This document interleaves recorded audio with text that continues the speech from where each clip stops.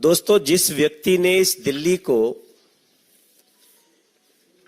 ऐसे ऐसे सपने दिखाए जिसमें दिल्ली के लोगों ने बड़ा विश्वास किया और उनके साथ चल पड़े, लेकिन आज उस व्यक्ति की इमेज, उस व्यक्ति की पहचान, जिनका नाम अरविंद केजरीवाल है, उनका क्या बना है, उस पे आज सभी को जरूर विचार करना चाहिए कि अरविंद केजरीवाल वो लोगों को शराब पीने के लिए प्रेरित करता है। अरविंद केजरीवाल वो व्यक्ति हैं जो कानून का पालन नहीं करता है। अरविंद केजरीवाल वो व्यक्ति है जो नकली दवाओं का व्यापार करवाता है।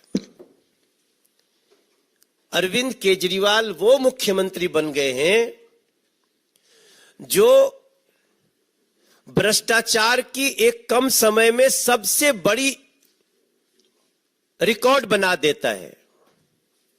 इस पूरे दुनिया में कोई पार्टी बनी हो और बनने के अपने सबसे कम समय में सबसे बड़ी भ्रष्टाचार का आरोपी बन गई हो, ये आम आदमी पार्टी के साथ ही हुआ है। कोर्ट ने भी मान लिया है कि शराब घोटाला में पर्याप्त सबूत है, इसलिए जो कोर्ट का निर्णय है, जो बेल रिजेक्शन पे जो कह रही है कोर्ट की टिप्पणी है, उसको समझने के लिए, जानने के लिए किसी बड़ी विशेषज्ञता की आवश्यकता नहीं है। ऐसे हमारे दिल्ली के लोगों को एक ऐसा अभिशाप मिल गया। आज दिल्ली के लोग अपनी 12 साल की औसत आयु कम कर चुके हैं, हम आप सभी। और उस अरविंद केजरीवाल जी को, जिन्होंने 2012 में एक ट्वीट किया, वो आप भी चले जाइए, 2012 उन्होंने ट्वीट किया था कि मेरा सर शर्म से झुक जाता है जब कोई नेता ईडी सीबीआई के सम्मान का सम्मान नहीं करता। ये ट्वीट है Arvind Kejriwal, I am just quoting, 24 November 2012। Arvind Kejriwal ji tweet करते हैं, मेरा सर शर्म से झुक जाता है जब मैं देखता हूं कि कोई ईडी और सीबीआई के सम्मान का सम्मान नहीं करता। ऐसे लोग भ्रष्टाचारी होते हैं और मैं तो कहता हूं ऐसे लोगों पे आरोप लगते ही अपने पद से तुरंत इस्तीफा दे देना चाहिए। Now I am unquoting. Arvind Kejriwal, ये आप ही हो भाई। तीसरा सम्मन ईडी ने दिया है और कोर्ट की टिप्पणी देख लीजिए, उनके जो नेता बंद हैं उनके प्रति जो उनका कोर्ट की टिप्पणी है, कोर्ट इज नॉट बीजेपी। और मैं तो ये भी सुन रहा हूं, कहते हैं ये इलीगल है।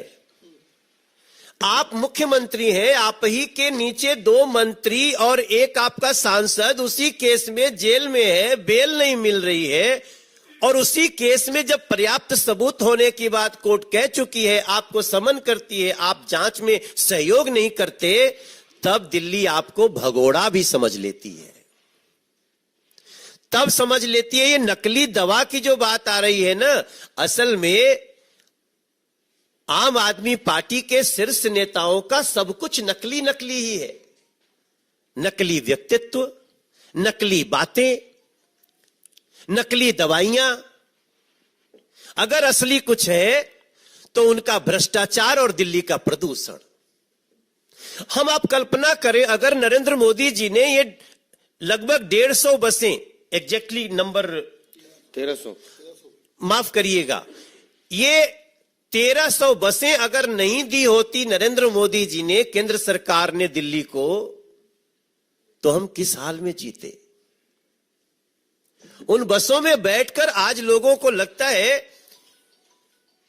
कि हम कितने अच्छी व्यवस्था में, ट्रांसपोर्ट व्यवस्था में रह रहे हैं, लेकिन यहां की उन 1300 बसों को हटा दीजिए। अभी कुछ और देने वाले हैं केंद्र सरकार से। हम सभी सांसदों ने भी चिट्ठी लिखी, प्रधानमंत्री जी ने उसका बहुत ही अच्छा निर्णय दिया। लेकिन हमें आश्चर्य तब होता है इनके नकलीपन का कि जहां लिखा होता है ये हेवी इलेक्ट्रिकल मिनिस्ट्री, वहीं चपका देते हैं बस हम लेन में चला रहे हैं, हमारी बस लेन में चल रही है। और आप सभी देखते होंगे कितना लेन में चलती है। हम तो गार्ड ड्राइवर को बोल देते हैं भैया थोड़ा पीछे ही रखो, देखो ये चलाने वाली दिल्ली सरकार की व्यवस्था है, पता नहीं कब चढ़ा दे। तो नकली से ऐसा रिश्ता इनका। आज जब हम अपने प्रदेश अध्यक्ष के साथ बात कर रहे हैं, तो अब हम आपसे मीडिया के थ्रू तो दिल्ली को बता रहे हैं, लेकिन अब हम जाना चाहते हैं। हम जाएंगे, उन लोगों के पास जाएंगे जो धर्म के रास्ते पे चलते हैं, अधर्म का विरोध करते हैं। हम छठ समितियों के पास जाएंगे, हम रामलीला समितियों के पास जाएंगे, हम कांवड़ समितियों के पास जाएंगे। हम जो भी दिल्ली की ये व्यवस्थाएं हैं उनके पास जाएंगे। हमने अपने अध्यक्ष जी से बात भी कर ली है, इसलिए मैं बहुत आधिकारिक रूप से आप सबको बोल रहा हूं। और हम दिल्ली के मंदिर, मस्जिद, गिरजाघर, गुरुद्वारा जिनके सामने शराब की दुकान खोली गई, उधर हम जाएंगे, क्योंकि हमें दिल्ली को बचाना है। दिल्ली को मौत परोसने वालों से, चाहे प्रदूषण के रूप में और नकली दवाइयों के रूप में। अब जैसा हमारे अध्यक्ष जी ने कहा कि यह तो एक त्वरित कार्रवाई है कि आप स्वास्थ्य मंत्री को बर्खास्त करें, लेकिन हमें अपेक्षा आपसे क्या हो सकती है? आप जब स्वयं दोषी होकर के भगोड़ा बन सकते हैं, जांच का सामना नहीं कर सकते, तो हमें अब सड़कों पे भी जाना होगा, लोगों के बीच जाना होगा, और हम ऐसी सरकार की जो असली नकली पना है वो हम दिखा कर रहे हैं। बहुत बहुत धन्यवाद। किसी को प्रश्न हो तो? देखिए, सच्चाई मैं बताता हूं।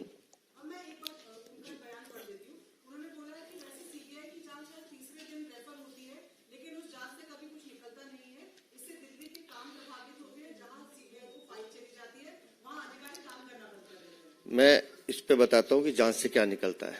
कल माननीय कोर्ट ने भी कहा कि संजय सिंह के खिलाफ पर्याप्त सबूत हैं।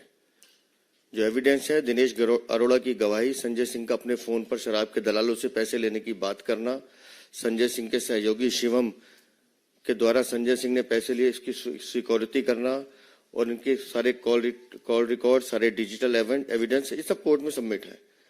और मैं दूसरी बात कहता हूं, गोपाल राय तो शायद व्यस्त ज्यादा रहते हैं क्योंकि वो सिर्फ प्रेस कॉन्फ्रेंस में नजर आते हैं। उनसे पूछिए कि अगर कुछ नहीं है तो फिर बंद क्यों है। और हमारे यहाँ कहा जाता है कि कभी कभी किसी की जबान ऐसी होती है, मैं वो शब्द यूज नहीं कर रहा, कि उसके मुंह से जो बात निकलती है सच निकलती है।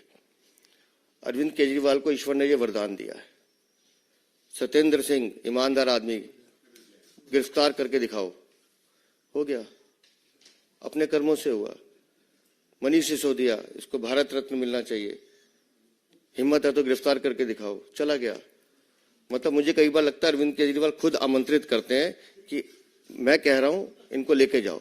फिर संजय सिंह के लिए बोला, और अब अपने लिए कह रहे हैं कि मैं जेल से सरकार चलाऊंगा। हम नहीं कह रहे हैं, खुद सर्वे कर रहे हैं कि मैं जेल से सरकार चलाऊंगा। तो विपासना करने इतनी दूर क्यों गए?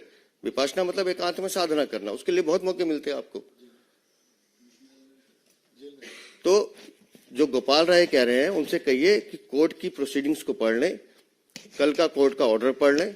उसके अलावा जो मनीष सिसोदिया अंदर है, एक बार उनसे जाके मिल लें, तो उनको पता चलेगा कितने साक्ष्य हैं। और ये ड्रग्स घोटाला जो मैं फिर कह रहा हूं, ये सिर्फ घोटाला नहीं है जिसको इतने हल्के में गोपाल राय ले रहे हैं। गोपाल राय, अरविंद केजरीवाल, सौरभ भारद्वाज, तुमने लोगों की जिंदगी के साथ खेलने का मन बनाया है, खेलने की कोशिश की। दिल्ली की जनता तुम्हें माफ नहीं करेगी।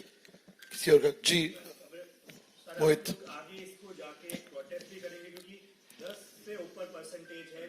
दवाइयों की जो खराब निकली है, बहुत सीरियस मैटर है। कोविड का टाइम फिर से आ गया है, हॉस्पिटल में भीड़ लगेगी। Will you go on the ground? आप लोग प्रोटेस्ट करेंगे? और आप लोग सर, जब तक हम प्रोटेस्ट भी करेंगे और इनकी नाक में नकेल भी डालेंगे। जितनी नकली दवाइयां उन्होंने वितरित की हैं, जितने दोषी हैं, उन सबके खिलाफ कार्रवाई की मांग भी करेंगे। इस्तीफा तो सिर्फ एक कहा है इस्तीफा, इनको इस्तीफा देना भी पड़ेगा और माफी भी मांगनी पड़ेगी। और जो कानूनी कार्रवाई इस विषय में हो सकती है उसको हम हर हद तक लेके जाएंगे। और देखिए, ये ये खाली नकली दवाइयों का मामला अभी का नहीं है, ये पूरी इनकी रणनीति है कि दिल्ली के लोगों को स्वास्थ्य सेवाएं ना मिले। आयुष्मान योजना बंद है ना यहां। अभी हमने संसद में सवाल उठाया और ऑन फ्लोर मंत्री का जवाब है कि दिल्ली सरकार और एक कलकत्ता में टीएमसी ये रोक के रखी है। तो ये किसी भी तरह से प्रधानमंत्री आवास योजना भी यहां पे रोकी हुई है। इन लोगों की पूरी रणनीति देखिएगा तो ये हर तरह से पता नहीं क्यों जनता के शत्रु बने हुए हैं और इसको ध्यान रखते हुए चलना पड़ेगा।